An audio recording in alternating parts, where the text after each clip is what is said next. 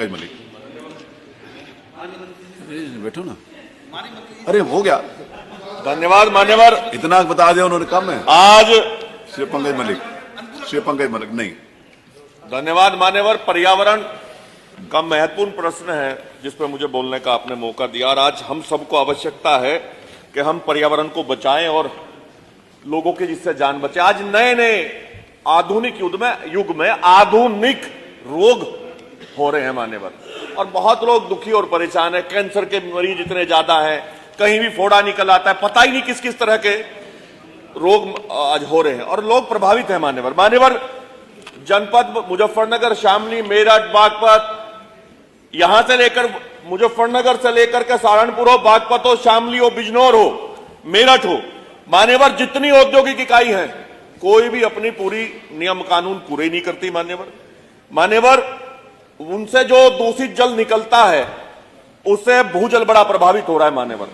चाहे दोराला क्षेत्र का मामला हो, खतौली क्षेत्र, तितावी क्षेत्र, मुजफ्फरनगर के ब्लॉक में मखियाली, बोपाड़ापुर, बालियान, मंझेड़ा, भंडूरा, निराना, बहत्तरपुर, सिलाजुड्डी, संधावली, अन्य गांव में मान्यवर, एक धंधेड़ा में मान्यवर बड़ी खराब स्थिति है। आप जाकर के देखो, उसकी सही ढंग से जांच नहीं हो पाती मान्यवर। आपने वायु प्रदूषण की बात की, जल प्रदूषण की बात की, मैं आपसे आपके विभाग के संदर्भ में ही सवाल पूछना चाहता हूं मान्यवर। एयर क्वालिटी मॉनिटरिंग कमेटी की बैठकों के बारे में बताया कि मान्यवर, मैं आपसे जानना चाहता हूं एयर क्वालिटी मॉनिटरिंग कमेटी की बैठकें कितने समय अंतराल पर होनी चाहिए और क्या कमेटी की बैठकें उसके अनुरूप हो रही है मान्यवर? एक सवाल। दूसरा, एयर क्वालिटी मॉनिटरिंग कमेटी की अंतिम बैठक कब हुई मान्यवर?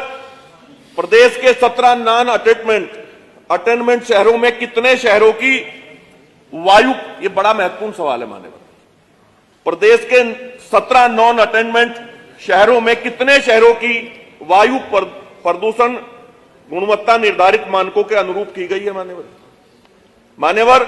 जल प्रदूषण के बारे में मैं पूछना चाहूंगा, प्रदेश की 14 नदियां, उनके लिए जो कार्य योजना बनाई गई है मान्यवर, 14 नदियों के लिए बनाई गई कार्य योजना के अनुश्रवण हेतु गठित रिवर रिजुवेनेशन कमेटी की बैठक कितने समय अंतराल पर होनी चाहिए और क्या कमेटी की बैठकें उस अवधि के अनुरूप हो रही है मान्यवर? यह भी बता दें कि रिवर रिजुवेशन कमेटी की अंतिम बैठकें कब हुई है? छोटे छोटे सवाल है मान्यवर, विभाग के हैं, जवाब आ सकता है, दे सकते हैं। रिवर रिजुवेशन कमेटी की अंतिम बैठक कब हुई? कार्य योजना लागू किए जाने से प्रदेश की 14 नदियों में से कितने नदियों की जल गुणवत्ता निर्धारित मानकों के अनुरूप की गई है मान्यवर? यह महत्वपूर्ण सवाल है।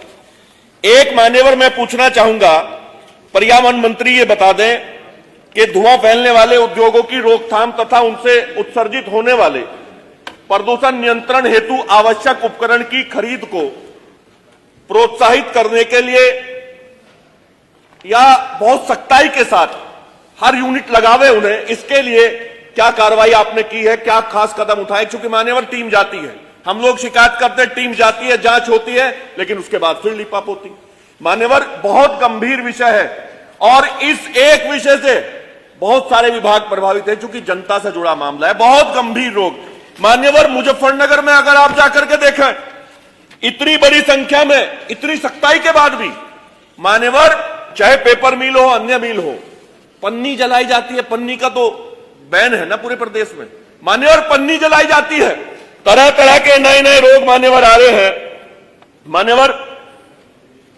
आज आपका मूड अच्छा है मान्यवर, एक सवाल और पूछ लूं मान्यवर, पर्यावरण मंत्री यह बताने का कष्ट करें, मेरा मूड कब कि मुख्यतः पश्चिमी उत्तर प्रदेश में भूगर्भ जल के प्रदूषण के खतरनाक स्तर पर पहुंचने के कारण विषाक्त होने से फैलने वाली घातक जन बीमारियों से सुरक्षा एवं बचाव के लिए आपके द्वारा ऐसे उद्योगों और निकायों को चिन्हित कर, ऐसे कितने उद्योग हैं जिनके खिलाफ आपने चिन्हित करके कार्रवाई की? कोई सूची हो तो मुझे बता दीजिए मान्यवर। एक दो सवाल और बाद में, ये पहले ही बता दें जरा। 7-8 तो पूछ चुके हूं। नहीं मान्यवर बहुत महत्वपूर्ण है मामला।